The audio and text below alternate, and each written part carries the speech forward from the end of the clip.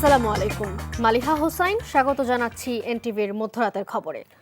অন্তর্বর্তীকালীন সরকারের প্রধান উপদেষ্টা অধ্যাপক মোহাম্মদ ইউনূসের সাথে সৌজন্য সাক্ষাৎ করেছেন বিএনপির চেয়ারম্যান তারেক রহমান। সাথে ছিলেন তার স্ত্রী ডক্টর জুবাইদা রহমান ও কন্যা ব্যারিস্টার জাইমা রহমান। বৃহস্পতিবার সন্ধ্যা 7:30টার দিকে সপরিবারে প্রধান উপদেষ্টার বাসভবন রাষ্ট্রীয় অতিথি ভবন যমুনায় যান বিএনপির চেয়ারম্যান তারেক রহমান। প্রধান উপদেষ্টা অধ্যাপক মোহাম্মদ ইউনূস ও তার কন্যা দিনা ইউনূসের সঙ্গে তারা 1 ঘণ্টারও বেশি সময় অতিবাহিত করেন। এ সময় দুই পরিবারের সদস্যরা একে অন্যের সঙ্গে কুশলাদি বিনিময় করেন। এর বাইরে অন্য কোনো বিষয়ে আলোচনা হয়েছে কিনা বিএনপি কিংবা প্রধান উপদেষ্টার দপ্তর থেকে তা খোলাসা করা হয়নি। সবশেষ গত বছর 13 জুন লন্ডনে অনুষ্ঠিত বৈঠক করেন দুই নেতা। 25 ডিসেম্বর দেশে ফেরার পর এটাই প্রথম আনুষ্ঠানিক সাক্ষাৎ তাদের। যদিও 31 ডিসেম্বর সাবেক প্রধানমন্ত্রী বেগম খালেদা জিয়ার জানাজায় তাদের দেখা হয়। অবশেষে ইসলামী আন্দোলনের জন্য আসন ফাঁকা রেখে 253 আসনে প্রার্থী ঘোষণা করেছে জামায়াত সহ 11 দলীয় নির্বাচনী ঐক্য। এর মধ্যে জামায়াত 179, জাতীয় নাগরিক পার্টি 30, বাংলাদেশ খেলাফত মজলিস 20 আসনে প্রার্থী দেবে। আধিপত্যবাদ মুক্ত নতুন বাংলাদেশ করতে এসব প্রার্থীদের বিজয়ী করার আহ্বান জানান জোটের শীর্ষ নেতারা। নূর হোসেনের রিপোর্ট। কয়েকদিন ধরে দফায় দফায় বৈঠকের পর অবশেষে 11 দলীয় নির্বাচনী ঐক্যের আনুষ্ঠানিক সংবাদ সম্মেলন। বেশ কিছুক্ষণ অপেক্ষার পরও সংবাদ সম্মেলনে উপস্থিত হয়নি ইসলামী আন্দোলন বাংলাদেশ। পরে ইসলামী আন্দোলনের আসন ফাঁকা রেখেই 253 আসনে আনুষ্ঠানিক প্রার্থিতা ঘোষণা করে 11 দলীয় ঐক্যের লিয়াজো কমিটির প্রধান জামায়াত ইসলামের নায়েবে আমির সৈয়দ আব্দুল্লাহ মোহাম্মদ তাহের। বাংলাদেশ জামাত ইসলামী 179, জাতীয় নাগরিক পার্টি 30, বাংলাদেশ খেলাফত মজলিস 20, খেলাফত মজলিস 10, এলডিপি 7, নেজাম ইসলাম পার্টি 2, আমার Bangladesh party 3, Bangladesh development party 2। এই হচ্ছে এই পর্যন্ত আমাদের আসন কনফার্ম করা যেগুলো সেগুলো আমরা ঘোষণা করলাম। দেশের মানুষের দীর্ঘদিনের মুক্তির আকাঙ্ক্ষা ধারণ করে নতুন বাংলাদেশ গড়তে কাজ করার অঙ্গীকার করেন জোটের শীর্ষ নেতারা। আমাদের সেই গণ অভ্যুত্থানের আকাঙ্ক্ষিত বাংলাদেশ, আমাদের মহান মুক্তিযুদ্ধের সাম্য, মানবিক মর্যাদা এবং সামাজিক সুবিচারের বাংলাদেশ, এবং আমাদের 1947 সালের যে আজাদীর লড়াই, সকল ঐতিহাসিক লড়াইকে ধারণ করে আমরা এই আসন্ন নির্বাচন এবং গণভোটে একত্রে কাজ করব।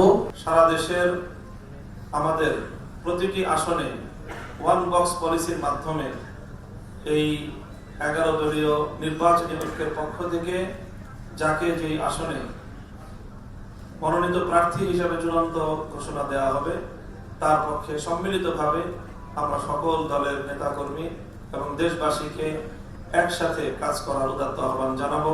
আপনারা আওয়ামী লীগের শাসন দেখেছেন, বিএনপির শাসন দেখেছেন। এখন আপনাদেরকে অনুরোধ করব ন্যায়ের শাসন, সুশাসন, চাঁদাবাজ মুক্ত, দুর্নীতি মুক্ত একটা শাসন দেখার জন্য। সংবাদ সম্মেলনে জামায়াতে ইসলামীর আমির বলেন, জুলাই বিপ্লবকে যারা ধারণ করে তারা সবাই ঐক্যবদ্ধ। দুর্নীতিমুক্ত বাংলাদেশ গড়ার মাধ্যমে শহীদদের ঋণ পরিশোধের অঙ্গীকার করেন তিনি।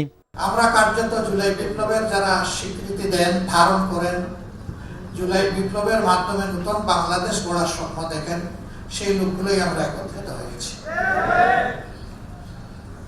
আপনারা দোয়া করবেন। দেশবাসীর কাছে আমাদের অনুরোধ যে আপনারাও পরিবর্তন চান, আর আমরা সেই পরিবর্তন করার দায়িত্ব নিয়ে ময়দানে নেমেছি। কার্যত আপনাদের দেওয়া দায়িত্বই আমরা পালন করার জন্য সামনে এসেছি। ইসলামী আন্দোলনের সঙ্গে নিয়মিত আলোচনা হচ্ছে জানিয়ে জামায়াতের আমির জানান, শিগগিরই 11 দলীয় ঐক্যে চূড়ান্ত হবে ইসলামী আন্দোলনের আসন। নূর হোসেন, এনটিভি নিউজ, ঢাকা। আগামী 22 জানুয়ারি সিলেট সফরের মধ্য দিয়ে আনুষ্ঠানিক নির্বাচনী প্রচারণা শুরু করবেন বিএনপি চেয়ারম্যান তারেক রহমান। বৃহস্পতিবার সন্ধ্যায় গুলশানে দলের নির্বাচনী কার্যালয়ে সংবাদ সম্মেলনে এই তথ্য জানান দলটির চেয়ারম্যানের উপদেষ্টা ও নির্বাচন পরিচালনা কমিটির মুখপাত্র মাহদি আমিন। বলেন, দুঃখজনকভাবে সাম্প্রতিক সময়ে নানা উপায়ে নির্বাচনী পরিবেশ নষ্ট করা হচ্ছে। একটি বিশেষ রাজনৈতিক দলের বিরুদ্ধে ধর্মীয় অনুভূতির অপব্যবহার করে ভোট চাওয়া, বাড়ি বাড়ি গিয়ে ভোটারদের জাতীয় পরিচয়পত্র ও বিকাশ নম্বর সংগ্রহেরও অভিযোগ তোলেন তিনি।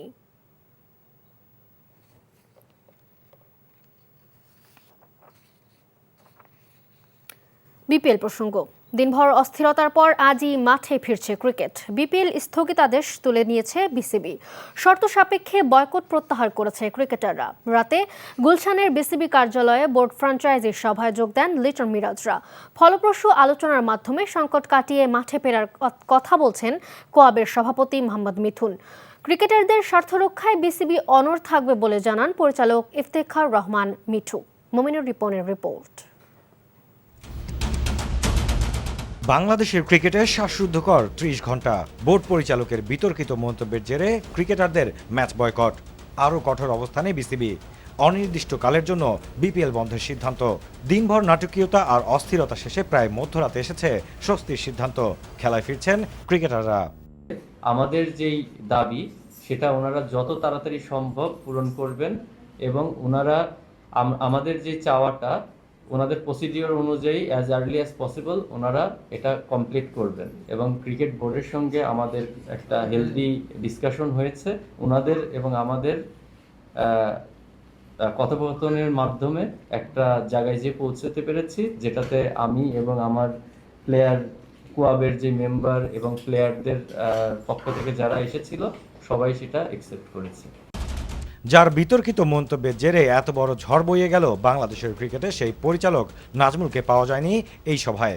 তবে দীর্ঘশ্বাসে ঘেরা দিন শেষে ক্রিকেটের স্বার্থে ক্রিকেটার ও বোর্ড দুই পক্ষের নমনীয়তায় কিছুটা স্বস্তিতে বিপিএল গভর্নিং কাউন্সিলের চেয়ারম্যানও। একজন আমাদের ক্রিকেট বোর্ডের ডিরেক্টর একটা কমেন্ট করেছিলেন, এটা আমরা মনে করি এটা রিয়েলি অনাকাঙ্ক্ষিত, ওনার এটা করা উচিত হয়নি। এর প্রসিডিওর অনুযায়ী তাকে আমরা শোকজ করা হয়েছে এবং তাকে 48 ঘন্টা দেওয়া হয়েছে, যেটা 17 তারিখে দুপুরে শেষ হবে তার রিপ্লাইটা পেতে। তারপরে এটা আমরা করব কি, এটা ডিসিপ্লিনারি কমিটি, একদম কনস্টিটিউশন লেখা আছে, ডিসিপ্লিনারি কমিটিতে যাবে এবং এই প্রসেসটা থাকবে। এর মধ্যে আমরা চেষ্টা করেছি ওনার সাথে সারাদিন যোগাযোগ করতে। আমরা চেয়েছিলাম যে আজকে এখানে আনার জন্যে, কিন্তু ওনাকে যোগাযোগ করতে পারা যায়নি। দিনভর অচল অবস্থার পর দায়িত্বশীল সিদ্ধান্ত নিয়েছে দুপক্ষই। তবে আর একটু কৌশলী হলে হয়তো এমন একটা কলঙ্কময় দিন যোগ হতো না বাংলাদেশের ক্রিকেটে। Mominur Ripon, NTV news, Dhaka. কুষ্টিয়া ও মেহেরপুরের সড়ক দুর্ঘটনায় ক্ষতিগ্রস্তদের মাঝে 2,80,00,000 টাকার চেক বিতরণ করা হয়েছে। দুপুরে কুষ্টিয়া জেলা প্রশাসকের সম্মেলন কক্ষে অনুষ্ঠিত চেক বিতরণ অনুষ্ঠানে প্রধান অতিথি ছিলেন বিআরটিএর চেয়ারম্যান আবু মমতাজ সাদ উদ্দিন আহমেদ। কুষ্টিয়া ও মেহেরপুর দুই জেলায় সড়ক দুর্ঘটনায় নিহত ও আহতদের মধ্যে মোট 70টি চেক বিতরণ করা হয়। নির্ধারিত দামের বাইরে বাড়তি দামে এলপি গ্যাস সিলিন্ডার বিক্রি করে যারা ভোক্তাদের পকেট কাটছেন তাদের খুঁজে বের করে ব্যবস্থা নেওয়ার দাবি জানিয়েছেন consumers association of Bangladesh cab. রাজধানীর সেডাপ মিলনায়তনে এলজিপির বাজার নিয়ন্ত্রণের চ্যালেঞ্জ নিয়ে এক গোলটেবিল বৈঠকে এলজিপির বাজারের অস্থিরতা কমানোর দাবি জানায় ক্যাব। এ সময় বাংলাদেশ এনার্জি রেগুলেটরি কমিশনের চেয়ারম্যান জানান, আমদানি স্বাভাবিক রাখা গেলে ফেব্রুয়ারির মধ্যেই এলপি গ্যাস সংকট কমে আসবে। বিস্তারিত নাজিবুর রহমানের রিপোর্টে। গেল কয়েক সপ্তাহে এলপি গ্যাসের বাজারে তৈরি হয়েছে অস্থিরতা। ১৩০০ টাকার এলপিজি সিলিন্ডার প্রায় দ্বিগুণ দামেও বাজারে পাচ্ছেন না গ্রাহকরা। এমন বাস্তবতায় এলপিজির বাজার নিয়ন্ত্রণে চ্যালেঞ্জ নিয়ে এক গোলটেবিল বৈঠকে উঠে আসে দেশে এলপিজি ও গ্যাস খাতের সংকট। এ সময় জ্বালানি বিশেষজ্ঞ অধ্যাপক তামিম বলেন, লাইসেন্স পুনরায় নবায়ন সহ বিভিন্ন ব্যয় এই ব্যবসাকে বড় চ্যালেঞ্জের মধ্যে ফেলছে। আমি যদি কন্ট্রোল বেসড রেগুলেশন করতে চাই তাহলে হাজার হাজার কন্ট্রোল চলে আসবে। We have to go for safety based regulation. রেগুলেটরের কাজ কিন্তু এটাই, রেগুলেটরের কাজ কিন্তু ব্যবসা নিয়ন্ত্রণ করা না। এলপি গ্যাস বিক্রিতে নির্ধারিত দামের বাইরে গিয়ে যারা ভোক্তাদের পকেট কাটছেন তাদের চিহ্নিত করার দাবি জানান ক্যাবের সভাপতি। তিতাস গ্যাস গ্রাহকদের সাথে প্রতারণা করছে বলেও অভিযোগ করেন সাবেক এই সচিব। কোনো জায়গায় গ্যাস পাওয়া যাচ্ছে না, 1100 টাকা বিল নিচ্ছে। হয় আপনি পাইপলাইনের গ্যাসের বিল দিচ্ছেন, সাথে সাথে আপনার সিলিন্ডার কিনতে হয় 1300 টাকার সিলিন্ডার আপনার কিনতে হয় 2500 টাকায়। এটা ভোক্তার সাথে প্রতারণা। তিতাস গ্যাস বলছে যে তাদের এটা চুরি হয়, চুরি বন্ধ করার দায়িত্বটা কার? রমজানের আগে গ্যাসের এই সংকট কেটে যাবে বলে আশা প্রকাশ করেছেন বিইআরসির চেয়ারম্যান। আমার ধারণা যে বর্তমান যে সংকট এটি লোয়াবের সদস্যদের যারা আমদানিতে নিয়োজিত আছেন এলপিজি এবং বটলিংয়ে, তাদের সকলের সহযোগিতায় এবং ব্যক্তিগত উদ্যোগে ফেব্রুয়ারির ডেলিভারিটা যদি এনশিওর করতে পারেন তাহলে হয়তো আমাদের রমজানের সমস্যাটা থাকবে না। বৈঠকে ব্যবসায়ী বান্ধব নীতিমালা তৈরি করা হচ্ছে বলেও জানান জ্বালানি বিভাগের কর্মকর্তারা। Najibur Rahman, NTV news, Dhaka. Saudi আরবের জাতীয়তাবাদী চট্টগ্রাম ফোরামের উদ্যোগে সাবেক প্রধানমন্ত্রী বেগম খালেদা জিয়ার রুহের মাগফিরাত কামনায় দোয়া মাহফিল অনুষ্ঠিত হয়েছে। এছাড়াও চট্টগ্রাম 12 আসনের বিএনপি মনোনীত প্রার্থী এনামুল হক এনামের সৌজন্যে নৈশভোজ ও আলোচনা সভা অনুষ্ঠিত হয়। ফোরামের সভাপতি মুফিজুল আলমের সভাপতিত্বে ও মোহাম্মদ ইদ্রিসের সঞ্চালনায় সভায় প্রধান অতিথি ছিলেন এনামুল হক এনাম। প্রধান বক্তা ছিলেন সৌদি আরব পশ্চিম বিএনপির যুগ্ম আহ্বায়ক মঈন চৌধুরী। বিশেষ অতিথি ছিলেন মক্কা প্রাদেশিক বিএনপির আহ্বায়ক জহির আহমদ, ওলামা দলের সভাপতি আসহাব উদ্দিন সহ অন্যরা। এই ছিল মধ্যরাতের খবরে। এই খবরের ভিডিও সহ আপডেট জানতে ভিজিট করুন এনটিভি অনলাইন www.ntvbt.com। এছাড়াও এনটিভির জনপ্রিয় সব অনুষ্ঠান ও খবরের আপডেট জানতে ভিজিট করুন আমাদের ইউটিউব ও ভেরিফাইড ফেসবুক পেজ। ধন্যবাদ সবাইকে।